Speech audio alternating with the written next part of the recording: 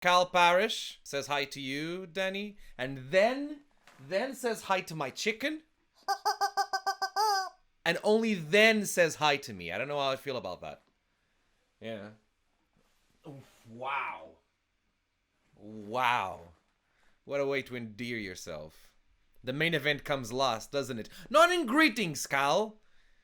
Right? When people are doing speeches, like they go, my fellow, whatever, like they always address, there's a protocol. You always address the highest person in the room when it comes to like, you know, status and stuff.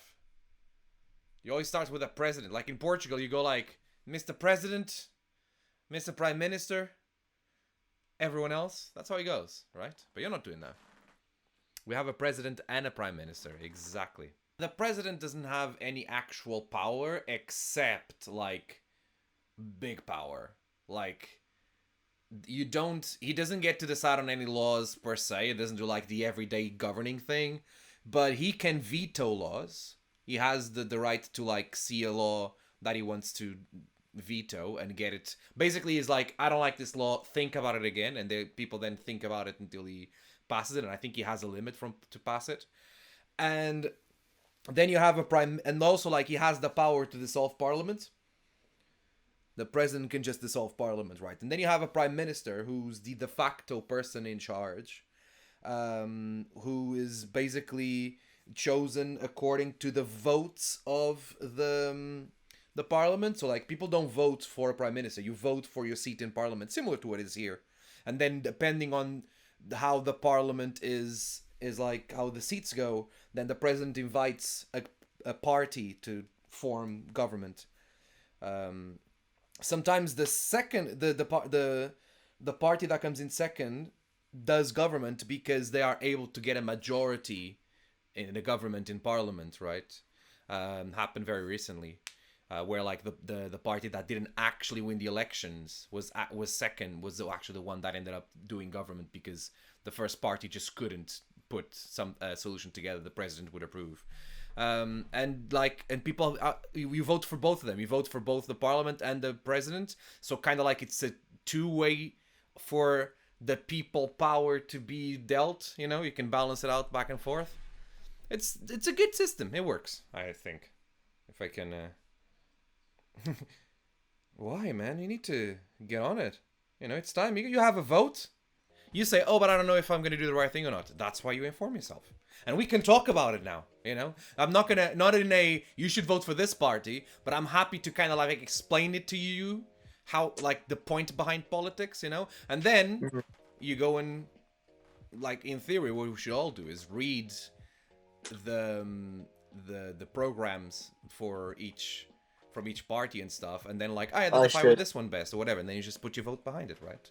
Yeah. Have I registered to vote, Cal? Let me just show Cal something here. I'm gonna show you. I'll show you like this, so that no information is compromised. There's my voting thing. I will vote on Mayor of London, no matter what. Wow. You were saying something, sorry?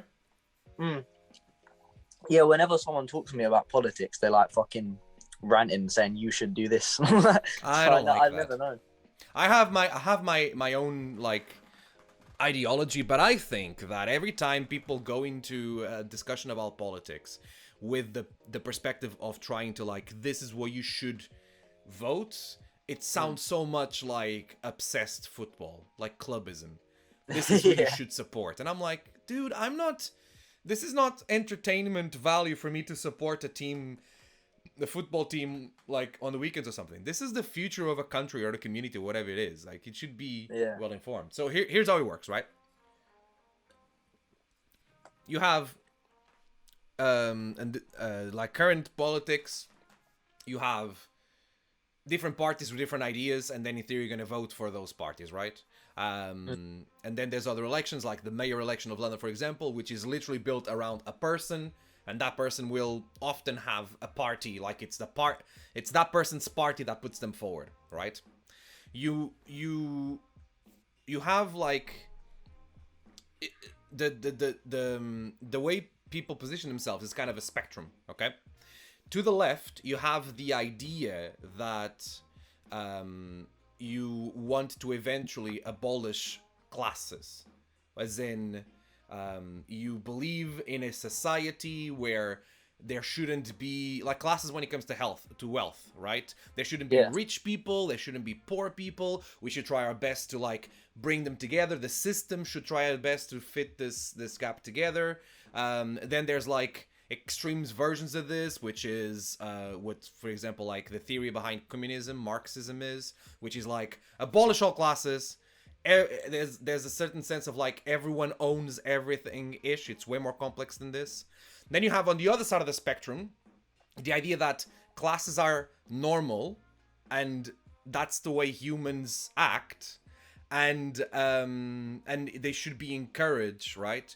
And with where you have like a bigger support of capitalism, a bigger support of companies with low restrictions when it comes to government restrictions, and then like you have extreme limits of this, which is like the government being a complete service to the economic powers and wanting to maintain poor people and rich people and classes, which is a big part of fascism, right? And then you have like loads of things here in the middle, right? Socialism is the idea that, like with communism, they are not supposed to have. Communism wants to abolish capitalism and the idea of like money and having companies and trying to make money with it. Socialism wants to kind of regulate capitalism. It's like, of course, people can try and build their own fortune, but also we should be thinking about those that are not in that position, in the good starting position to do that. And then you have like on the a bit more right-winged politics of like liberalism trying to make sure the market is not restricted, because the market should fix the problem society can, because if you fix the problem society has, you're gonna make money out of it, right? And then just like it's this spectrum basically, and it is, or it should be at least, the number one driving force of parties, and you should like look into it, see what makes more sense to you, and vote. And if none of them make sense to you, vote in blank, but make sure you do it. Okay. Did you learn anything? A lot of big words I had no clue about, but I got the gist of some of it. The thing is, I think it can be very complex and scary, right?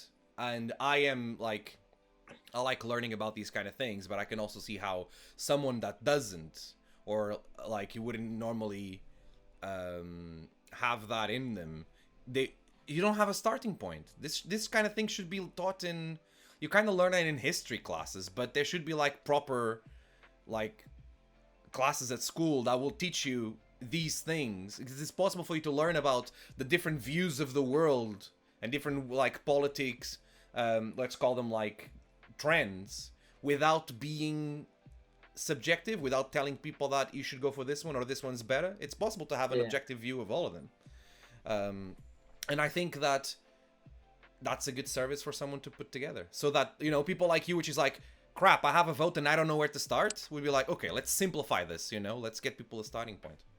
But what do I know? What do you think? I think David Francisco for mayor 2021. I got other stuff to do before I do that.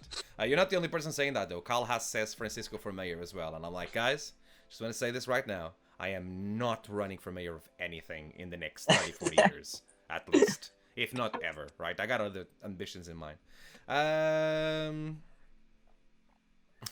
Jay is making fun of your blank stare, by the way. Yeah, but I was taking in all the big words. I was trying.